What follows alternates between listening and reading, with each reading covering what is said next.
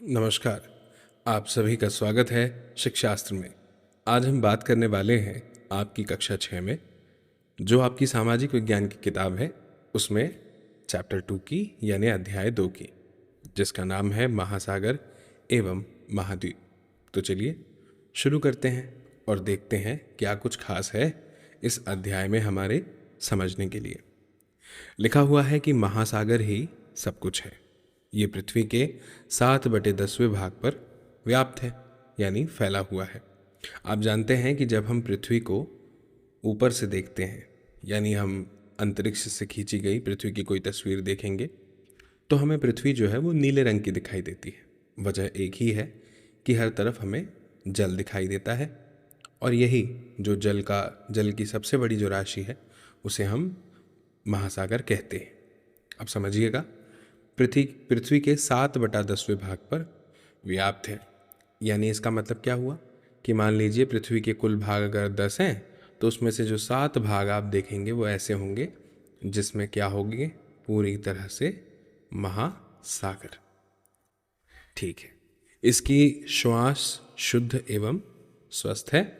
यह विस्तृत निर्जन स्थल है। निर्जन यानी कि जहाँ पे कोई लोग नहीं रहते, जहाँ मानव कभी अकेला नहीं हो सकता क्योंकि वह जीवन का अपने आसपास ही अनुभव करता रहता है।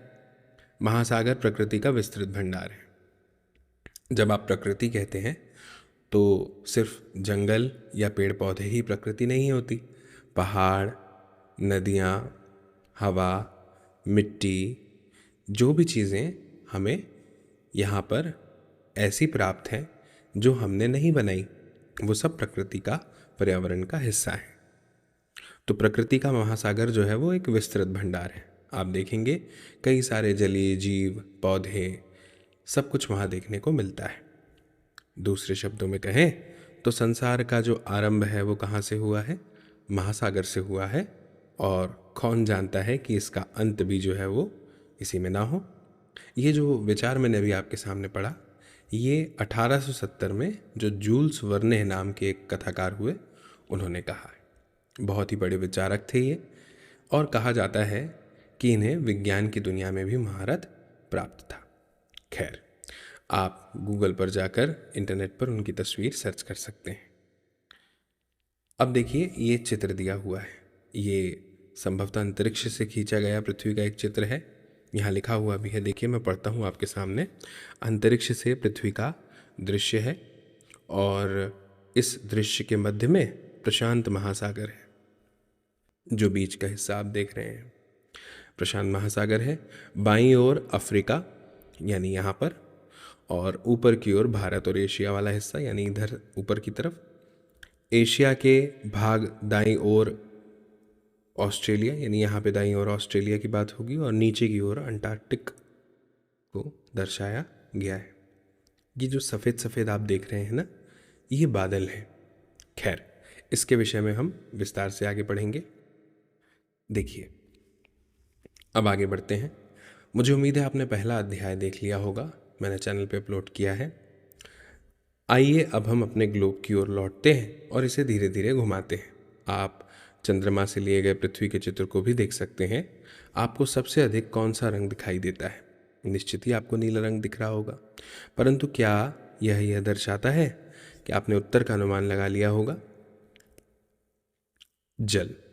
अब देखिए, पृथ्वी का जो नीला भाग है वो इसी बात को दर्शाता है कि वहाँ पर क्या है? जल उपस्थित है। इसका अर्थ है कि पृथ्वी की अधिकांश सतह जो है वो जल से घिरी हुई है। वास्तव में पृथ्वी का 3/4 भाग जो है वो जल से घिरा है। 3/4 भाग जल से घिरा है मतलब क्या है इसका? इसका मतलब है कि वही 7/10। ठीक है, 3 भाग यानी पृथ्वी के 4 हिस्सों में से जो 3 हिस्सा है वो क्या है? पानी है। ठीक है, आगे क्या लिखा है? इसी कारण अंतरिक्ष से देखने पर पृथ्वी नीली दिखाई देती है। इसलिए आरंभिक अंतरिक्ष यात्रियों ने स्नेहपूर्वक पृथ्वी को नीला ग्रह पुकारा। अब जब उन्होंने अंतरिक्ष से पृथ्वी को देखा तो वो नीली दिखाई देने लगी। तो स्नेहपूर्वक उन्होंने उसे क्या नाम दे दिया? नीला ग्रह, ब्लू प्लैनेट। ठीक है। ग्लोब पर हम जो सबसे बड़ी जलराशियां देखते हैं, यानी अगर आपके पास में पृथ्वी का 3D मॉडल हो, जिसे आप ग्लोब कहते हैं, ग्लोब से हम सभी परिचित हैं, तो ग्लोब को देखने पर जो सबसे बड़ी बड़ी जलराशि हमें दिखाई देती है, जल जो हमें दिखता है, वही क्या कहलाता है? महासागर। जलराशियाँ और भी होती हैं, ठीक है, जैसे नदी है, तालाब है, कुएं हैं, है ना, झील है, ये सब क्या है? जलराशि तो है। आगे लिखा है कि चित्र में दर्शाए गए पृथ्वी के चित्र में आपको एक अन्य रंग भूरा भी दिखाई देगा, ये भूमि का रंग है। ये जो चित्र मैंने अभी आपको दिखाया था, इसमें जो भूरा रंग दिख रहा है, ये पृथ्वी का है, भूमि का है। आगे लिखा है कि जो ग्लोब के लगभग 1/4 भाग पर फैला हुआ है, भूमि के बड़े भाग को भूखंड कहते हैं और भूमि के बड़े निरंतर विस्तार को महाद्वीप कहते हैं। अब भूमि का एक विस्तार है जो बड़ा भी है, निरंतर भी है, यानी सतत है, तो उसे आप महाद्वीप कहेंगे। वहीं अगर ऐसा नहीं है, छोटे छोटे खंड हैं, तो उसे भूखंड कहेंगे। ठीक है। और 4 में से 3 भाग अगर पानी का है, यानी 3/4, तो 4 में से बचा हुआ जो 1 भाग यानी 1/4 है, 1/4 भाग है, वो भूमि का होगा। ठीक है। आगे लिखा है पृथ्वी की जलवायु के निर्माण में महासागर महाद्वीप दोनों महत्वपूर्ण भूमिका निभाते हैं। बात बिल्कुल सही है। महासागर जल की सबसे बड़ी राशि, महाद्वीप भूमि का एक सतत और निरंतर विस्तार, ये जीवन के सभी पहलुओं को प्रभावित करते हैं। बात बिल्कुल ठीक है। जिस माहौल में आप रहेंगे, जिस परिवेश में आप रहेंगे, वहाँ पर उस माहौल का, उस परिवेश का असर आप पर ज़रूर होगा, जिनसे सभी जीव जंतु, पौधे एवं मानव, इसमें जीवन भी सम्मिलित है। हम उनके प्रभाव को अपने इतिहास, संस्कृति और दैनिक जीवन पर भी देखते हैं। बात बिल्कुल ठीक है। जो हमारा इतिहास है, वो सब ये सब घटनाओं से प्रभावित होता है, निरंतर होता आया है। और जो हमारी संस्कृति है, यानी हमारे रहने सहने का जो हमने कल्चर अपनाया हुआ है, वो सब भी प्रभावित होता है। और हमारी जो रोज़ की ज़िंदगी है, उसका भी बहुत प्रभाव पड़ता है उस पर भी, मौसम का, अपने आसपास की प्रकृति का, पर्यावरण का, महासागर का और महाद्वीप का। देखिए, ये जो चिन्ह आपको दिखाई दे रहा है, ये है भारतीय नौसेना का प्रतीक चिन्ह। हमारे पास कई सेनाएं हैं, उसमें मुख्य रूप से 3 सेनाओं का जिक्र आता है: थल सेना, जल सेना और वायुसेना। तो ये जो भारतीय नौसेना है, उसका ये प्रतीक चिन्ह है। और इसका जो आदर्श वाक्य जो यहाँ लिखा हुआ है, क्या है? शम नो वरुणः। इसका मतलब क्या होता है? कि हे वरुण, हमारे लिए आप कल्याणकारी। अब ये वरुण कौन है? तो वरुण जो है वो वैदिक देवता जो है, जो जल से और आकाश से संबंधित है, ये उनकी स्तुति है। ठीक है, आगे बढ़ते हैं। देखिए, ये जो है, यहाँ पर जो नीला भाग आपको दिखाई दे रहा है, ये जल है। अब आप कहेंगे कि ये पृथ्वी के 2 अलग अलग हिस्से दिख रहे हैं, तो बात बिल्कुल ठीक है। एक गोलार्ध जो है, ये आप समझिए कि दक्षिण उत्तर ध्रुव जो है, ये वाला बताता हूँ, ये वाला जो है, ये उत्तर ध्रुव, और ये जो है, ये दक्षिण ध्रुव। दक्षिण कैसा लिख दिया मैंने? हाँ, ठीक है। अब देखो, समझने की कोशिश करो। उत्तर ध्रुव और दक्षिण ध्रुव, ठीक है। तो इस महासागर और महाद्वीप, उत्तरी और दक्षिण गोलार्ध में आप देख रहे हैं कि समान रूप से वितरित नहीं है। दक्षिण ध्रुव में आपको महासागर वाला भाग ज़्यादा दिख रहा है, वहीं अगर मैं उत्तरी ध्रुव की बात करूं, तो यहाँ पे महाद्वीप वाला भाग ज़्यादा दिख रहा है। सही कहा मैंने? ठीक है। अब देखिए यहाँ पे क्या लिखा है। यहाँ पे लिखा है, यहाँ भी नीले रंग से महासागर और उनके छोटे छोटे विस्तार जैसे सागर, खाड़ी आदि को दर्शाया गया है। ठीक है, अब आगे बढ़ते हैं। ये चित्र को ध्यान से देखिए। ये जो पहला वाला चित्र आप देख रहे हैं, बताता हूँ, ये वाला, ये प्रवाल भित्ति कहलाती है। सागर के भीतर ऐसी आकृतियाँ जब दिखती हैं तो हमें नाम पता होना चाहिए ना, इसे हम प्रवाल भित्ति कहते हैं। ये वाला जो चित्र आप देख रहे हैं, ये समुद्री एनीमोन पर तारामीन यानी तारा मछली यानी स्टारफिश है। तो ये जो है समुद्री एनीमोन है और ये स्टारफिश, ठीक है। इस मछली को आपने पहले भी देखा होगा, इसका नाम शार्क है। अगर इसकी बात करूं तो ये जो व्हेल मछली होती है उसमें स्पर्म व्हेल है ये, और माँ और शिशु दो यहाँ पे दिख रहे हैं। इस मछली को जो ऐसी आकृति वाली है इसे डॉल्फिन कहते हैं। ये जो छोटी छोटी मछली दिख रही है आपको और बीच में जो स्ट्रक्चर दिखाई दे रहा है, ये क्या है? उष्णकटिबंधीय बहुरंगी मछलियां हैं ये, और साथ में इनके सतही प्रवाल भित्ति है, ठीक है। इसको आप शैवाल कहते हैं। ये एम्परर पेंगुइन है और ये है बोनियर समुद्री टर्टल, ठीक है। आगे बढ़ते हैं, देखते हैं क्या लिखा है। लिखा है कि पृथ्वी पर उपलब्ध जल का अधिकांश भाग जो है वो महासागरों में, ठीक है। पृथ्वी पर जो जल उपलब्ध है उसका जो सबसे ज़्यादा सबसे बड़ा भाग है कि पूरी पृथ्वी में सबसे ज़्यादा जल कहाँ है, अगर ये प्रश्न आ जाए तो जो आपका जवाब होगा वो महासागर ही होगा। लेकिन ये जो जल है ये लवणीय है यानी खारा है, मानव सहित बहुत से स्थलीय जीवों के उपभोग के लिए अनुपयोगी है, क्योंकि हम मनुष्य जो हैं वो नमक का पानी तो नहीं सेवन कर सकते, हमारे लिए तो हानिकारक हो जाएगा इतना नमक, ठीक है। तो ये जो स्थलीय जीव है जो भूमि पर रहते हैं उनके लिए ये हानिकारक है। दूसरी ओर अलवणीय जल है जिसमें नमक नहीं है, जिसे हम पी सकते हैं, जिसे हम पेयजल भी कहते हैं। इसका पृथ्वी के जल संसाधनों में अत्यल्प हिस्सा है, यानी बहुत छोटा सा हिस्सा है। ये हिमनद यानी ग्लेशियर, नदियों, झीलों, वायुमंडल, भूमिगत जल, इन सब के रूप में यहाँ पर व्याप्त है, हमें देखने को मिलता है, ठीक है। देखिए, महासागर, विश्व का मानचित्र जब आप देखते हैं यानी वर्ल्ड मैप जब आप देखते हैं तो उसमें 5 महासागर आपको दिखाई देते हैं। प्रशांत महासागर आपको देखने को मिलेगा, अटलांटिक महासागर देखने को मिलेगा, हिंद महासागर आपको देखने को मिलेगा, आर्कटिक महासागर और दक्षिणी या अंटार्कटिक महासागर आपको देखने को मिलता है, ठीक है। अब देखिए क्या है, मैं आपको बताता हूँ कि महासागर हैं कुल 5।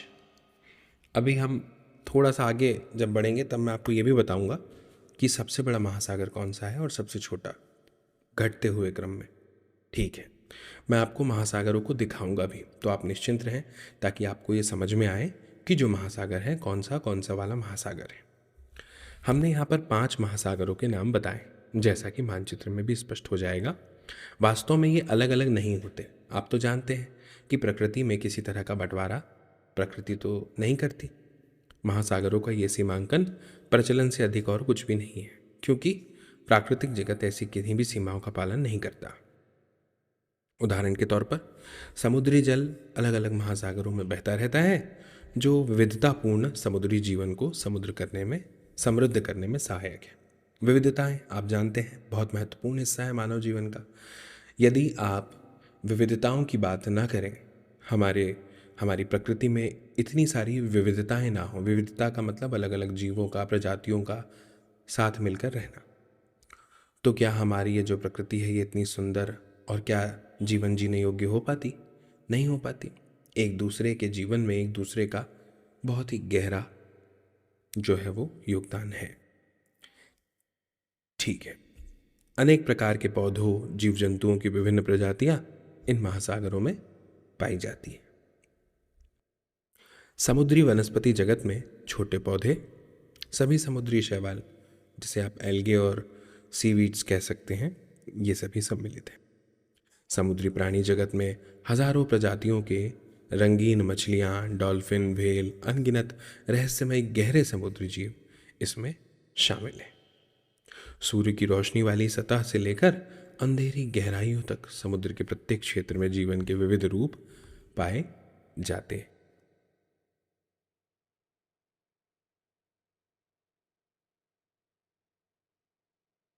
वनस्पति जगत एक ऐसा शब्द है जिसका मतलब होता है किसी विशेष क्षेत्र या कालखंड में पाए जाने वाले पेड़ पौधे।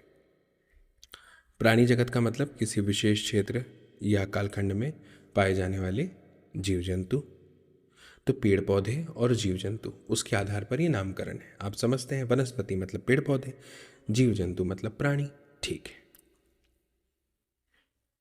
देखिए मैंने आपसे कहा था मैं आपको सारे जो महासागर हैं जो हमने नाम लिए थे 5, वो आपको दिखाऊंगा। ये जो सबसे ऊपर आपको दिख रहा है ये आर्कटिक महासागर है। सबसे नीचे जो दिख रहा है वो अंटार्कटिक है। सबसे पूर्वी हिस्से में और सबसे पश्चिमी हिस्से में जो दिख रहा है वो प्रशांत महासागर है। उन्हीं के बीच में भूमध्य रेखा के ऊपरी हिस्से पर उत्तरी गोलार्ध में आपको अटलांटिक महासागर देखने को मिलेगा और नीचे हिंद महासागर। ये हिंद महासागर का ही भाग आपको देखने को मिल रहा है जो हमारे भारत के दोनों ओर दिखाई देता है। ये बंगाल की खाड़ी कहलाता है हिस्सा, आप जानते होंगे। ठीक है, अभी और अच्छे से देखेंगे। अब ये एक एक्सरसाइज है, इसे हमें भरना है। तो ये हम बड़ी आसानी से भर सकते हैं। जैसे हिंद महासागर की बात हुई तो हमने देखा कि ये हिंद महासागर है। ये कुछ हिस्सा इसका उत्तरी गोलार्ध में भी है, कुछ हिस्सा इसका दक्षिणी गोलार्ध में भी है। प्रशांत महासागर की बात हुई तो ऐसे ही जो जहाँ जहाँ पे हमें देखने को मिल रहा है वहाँ वहाँ पे आप इसका नामकरण कर सकते हैं। ठीक है, चलिए आगे बढ़ते हैं। ये देखिए मैंने आपको बताया था जो हिंद महासागर है वो भारत के दोनों ओर नीचे दक्षिणी हिस्से में देखने को मिलता है, बंगाल की खाड़ी और एक अरब सागर। तो महासागर बढ़ गया है ना। सागर जो है वो छोटी जलराशि होती है तुलना में किसकी, महासागर की। ठीक है, नाम से भी स्पष्ट हो रहा है। अब समझते हैं महासागर और आपदाएं। इस अध्याय के आरंभ में दिए गए पृथ्वी के चित्र को फिर से देखिए।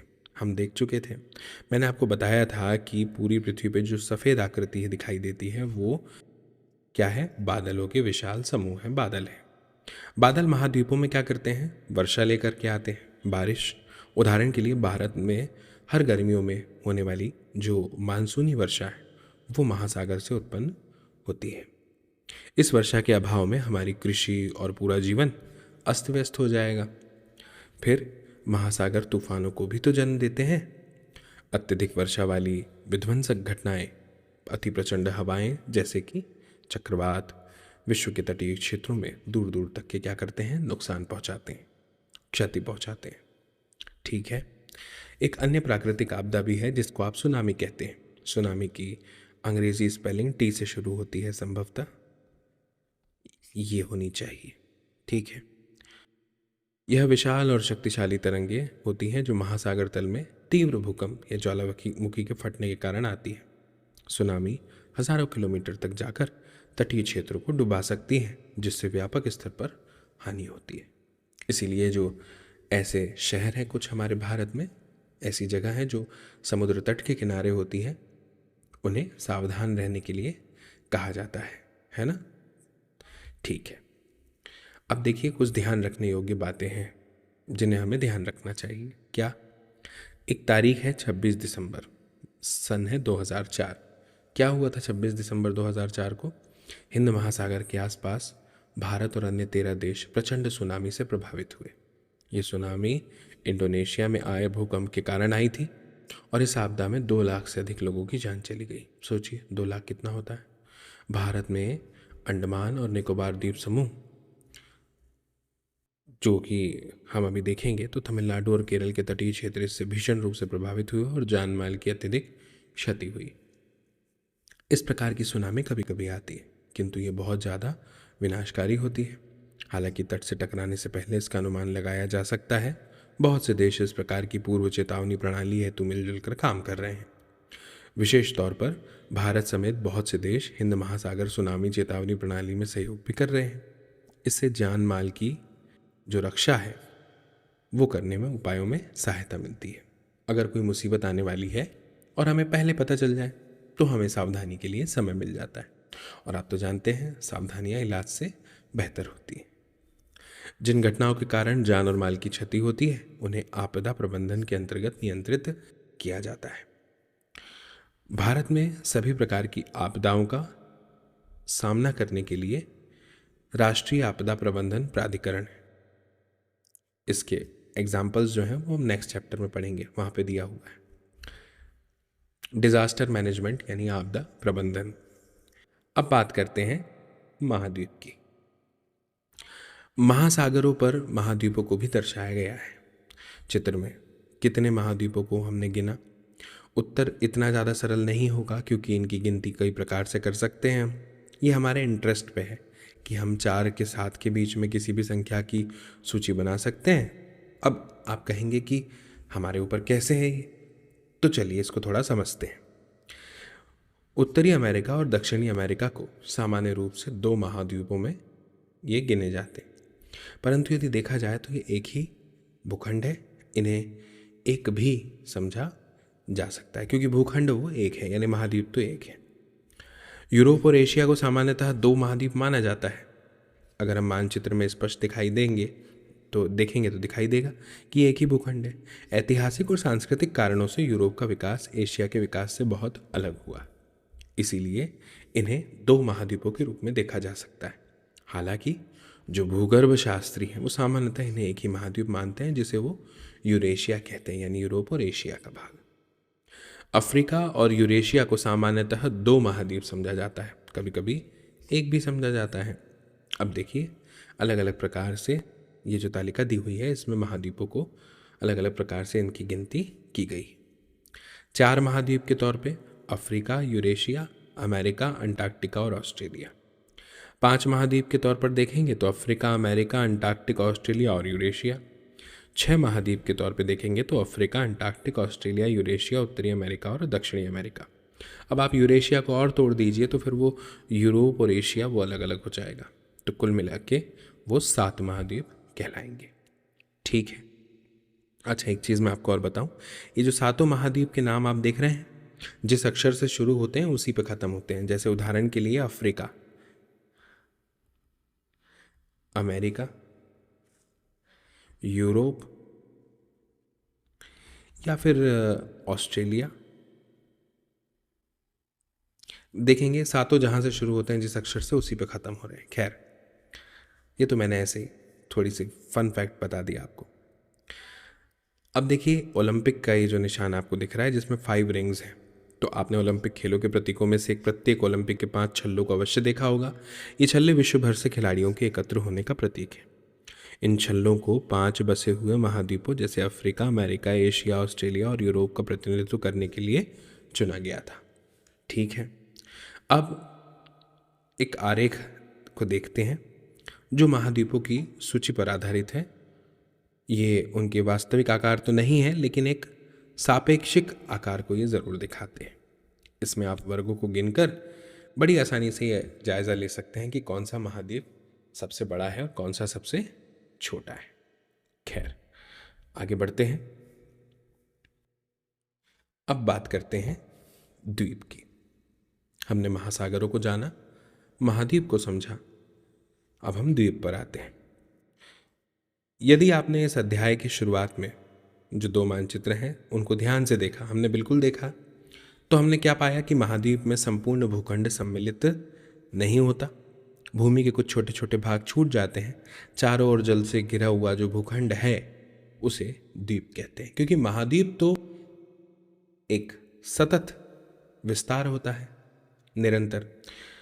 महाद्वीप भी चारों ओर जल से घिरे होते हैं, लेकिन आकार में बड़े होने के कारण उन्हें द्वीप नहीं कहा जा सकता, उन्हें महाद्वीप ही कहेंगे।